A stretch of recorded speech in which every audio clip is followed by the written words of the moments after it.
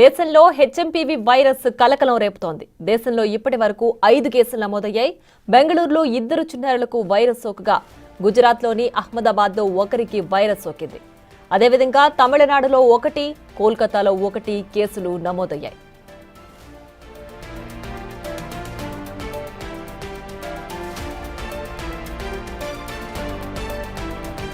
కర్ణాటకలో 2 చిన్నారులు చికిత్స తర్వాత ఆసుపత్రి నుంచి డిశ్చార్జ్ అయ్యారు. వైరస్ సోకిన 2 విదేశీ ప్రయాణాలు చేయలేదని నిర్ధారణ అయింది. మరోవైపు కర్ణాటక ప్రజలకు మెడికల్ ఎడ్యుకేషన్ డైరెక్టరేట్ కీలక సూచనలు చేసింది. ఏ ఒక్కరూ అధైర్యపడవద్దని సూచించింది. హెచ్ఎంపీవీ వైరస్ కారణంగా నమోదవుతున్న కేసుల గురించి ఆందోళన చెందాల్సిన అవసరం లేదని వైద్య నిపుణులు చెబుతున్నారు.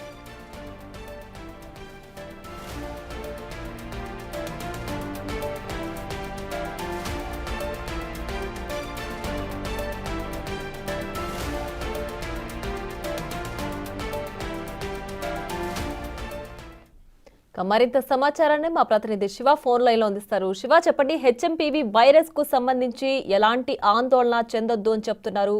మరి దానికి సంబంధించిన వాస్తవాలేంటి, ఏంటి డీటెయిల్స్?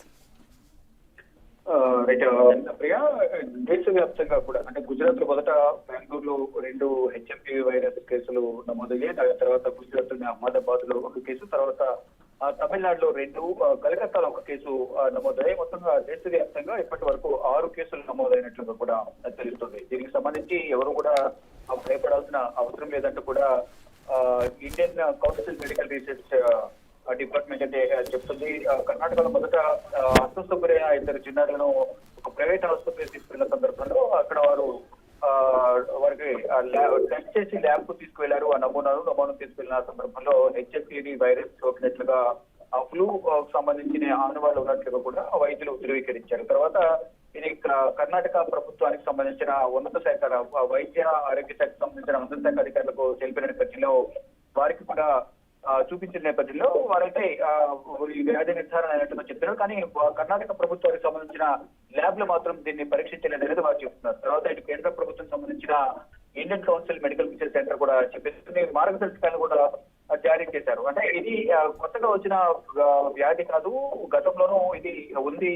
కానీ దీనికి సంబంధించి అంత భయపడాల్సిన అవసరం లేదు. తగిన జాగ్రత్తలు తీసుకోవడం ద్వారా ఈ వ్యాధికి సంబంధించి నివారణ తీసుకోవచ్చు అనేది ప్రధానంగా చెప్తూ ఉన్నారు. అంటే కర్ణాటక, గుజరాత్, తమిళనాడు, అలాగే కలకత్తా ఈ 4 రాష్ట్రాల్లో ఈ వ్యాధికి సంబంధించిన ఆనవాళ్లు ఉన్నాయి. అంటే టెస్టులు పెంచిన కొద్దీ ఈ పాజిటివ్ కేసులు అనేవి బయటపడే అవకాశం అయితే కనిపిస్తోంది. ఇప్పుడు కేవలం కొన్ని రాష్ట్రాల్లోనే ఈ లక్షణాలు ఉన్న వాటికి సంబంధించి ల్యాబ్ లో టెస్ట్ చేసిన నేపథ్యంలో కేసులు అయితే బయటపడ్డాయి. ఇప్పుడు ఈ లక్షణాలకు సంబంధించి వ్యక్తుల నుంచి శాంపిల్స్ సేకరించి ల్యాబ్ పంపించడం మాత్రం ఈ సంఖ్య అయితే మరింత పెరిగే అవకాశం అయితే ప్రధానంగా కనిపిస్తోంది. మొత్తంగా ఈ చికిత్సకు సంబంధించి కేసులను ల్యాబ్ ధృవీకరించబడిన ఇన్ఫ్లుయెంజా కేసులకు సంబంధించి ఆసుపత్రులకు కొన్ని సూచనలు చేశారు. తేలికపాటి కేసులకు సమర్థవంతమైన చికిత్సను నిర్ధారించడానికి ఆరోగ్య సంరక్షణ శాఖ కొన్ని సౌకర్యాలను తప్పనిసరిగా ఏర్పాటు చేయాలని ప్రధానంగా చెప్తున్నారు. వాటిలో భాగంగా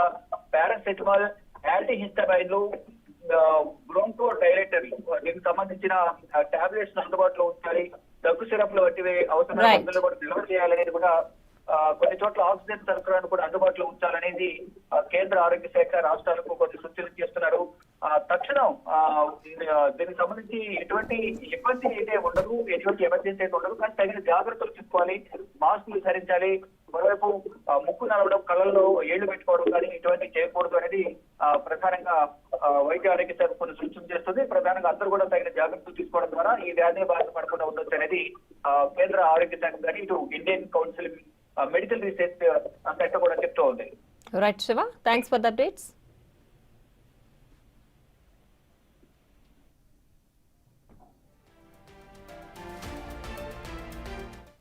బెంగాల్ సీఎం మమతా బెనర్జీ కూడా హెచ్ఎంపీవీ వైరస్ కేసుల పట్ల స్పందించారు. కరోనా వంటి మహమ్మారిని తరిమికొట్టిన మనం ఇటువంటి వైరస్లను అత్యంత సమర్థవంతంగా ఎదుర్కోగలమని ధీమా వ్యక్తం చేశారు.